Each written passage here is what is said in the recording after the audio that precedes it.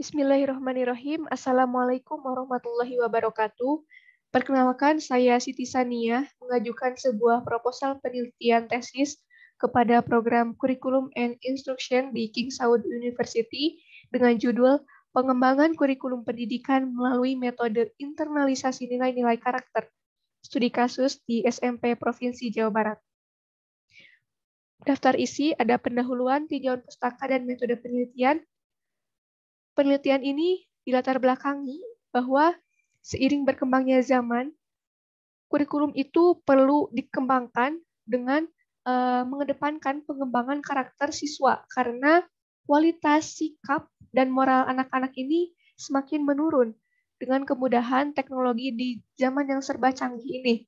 Misalnya banyak kasus seperti pornografi, kasus ujaran kebencian, dan hal-hal lain yang sering terjadi di kalangan remaja.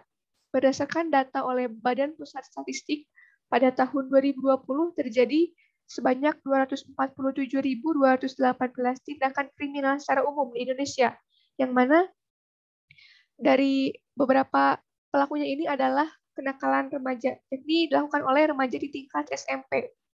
Jadi di sini perlu kita fokuskan bahwa anak-anak itu banyak melakukan kenakalan karena mungkin dipengaruhi oleh berbagai faktor. Dan salah satu faktornya ini adalah dari ia tidak bersungguh-sungguh dalam menjalani pendidikannya seperti itu. Selanjutnya, ini upaya untuk mengembangkan kurikulum ini telah banyak dikaji oleh peneliti-peneliti terdahulu, diantaranya oleh Taufik Andi Rahman dengan pengembangan kurikulum berbasis akidah Islam. Pernah juga dilakukan oleh Subekti Kusuma Dewi yang bertajuk pengembangan model manajemen kurikulum berbasis penguatan pendidikan karakter. Sedangkan penelitian yang akan saya lakukan ini bagaimana pengembangan kurikulum ini menggunakan metode internalisasi nilai-nilai karakter. Jadi, dalam setiap unsur, dalam setiap struktur kurikulumnya itu ada internalisasi atau penanaman nilai-nilai karakter peserta didik. Untuk pembatasan masalahnya, berfokus pada pengembangan kurikulum pendidikan dengan penanaman nilai-nilai karakter yang meliputi perencanaan, implementasi, maupun nanti bagian akhir adalah evaluasi kurikulum. Nah, untuk rumusan masalahnya ini yang pertama, apa tujuan pengembangan kurikulum? Yang kedua, bagaimana substansinya? Dan yang ketiga, bagaimana pelaksanaannya? Yang terakhir, bagaimana evaluasi kurikulum itu? Dan untuk tujuannya, untuk mengetahui hal-hal yang ditanyakan sebelumnya. Selanjutnya, untuk manfaatnya sendiri, yang pertama adalah memberikan sumbangan pemikiran mengenai pengembangan kurikulum pendidikan di Indonesia, khususnya yang berfokus pada kurikulum pendidikan karakter.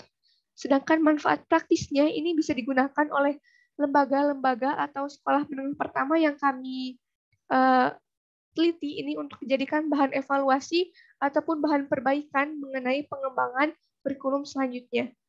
Untuk sistematika penelitian, seperti pada umumnya ada pendahuluan, tinjauan pustaka, metode penelitian, hasil penelitian pembahasan, dan diakhiri dengan kesimpulan serta rekomendasi. Untuk tinjauan pustaka, yang pertama ini membahas mengenai kurikulum dan pengembangan kurikulum itu sendiri.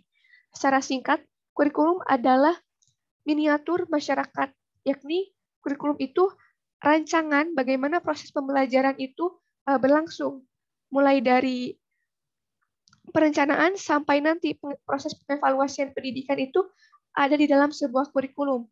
Dan menurut UNRUH, dari Umar Hamalik pada tahun 2006, bahwa yang dikembangkan dalam kurikulum itu adalah mengenai masalah, proses, dan kemajuan yang ditujukan untuk situasi sekarang dan proyeksi masa depan. Jadi, kurikulum dikembangkan berdasarkan nanti kebutuhan masyarakat di masa mendatang itu seperti apa. Jadi, kurikulum ini menyesuaikan. Landasan pengembangannya adalah landasan filosofis, psikologis, dan sosial budaya. Untuk prinsipnya itu, pengembangan kurikulum itu harus relevan, fleksibel, kontinu, praktis, efisien, dan efektif. Sedangkan prinsip khususnya ini ada beberapa dan ada faktor-faktor yang mempengaruhi dari pengembangan kurikulum itu. Ada pendidikan tinggi, masyarakat, dan sistem nilai, pendekatan pengembangan, dan juga model pengembangan tertera. Dan ini yang menjadi inti yakni struktur kurikulum. Ada 4, yakni ada tujuan, materi, proses, dan evaluasi. Sedangkan berdasarkan peraturan pemerintah, ada struktur kurikulum ini ada kompetensi inti, kompetensi dasar, konten pembelajaran, dan mata pelajaran. Nah, ini jadi apa metode internalisasi nilai itu? Internalisasi itu adalah penanaman sikap ke dalam diri peserta didik. Jadi, bagaimana karakter yang kita inginkan itu tertanam dalam diri peserta didik. Nah, nilai-nilai yang kita harapkan adalah nilai-nilai ilahiyah dan juga nilai-nilai etika insani yang berlaku di masyarakat pada umumnya.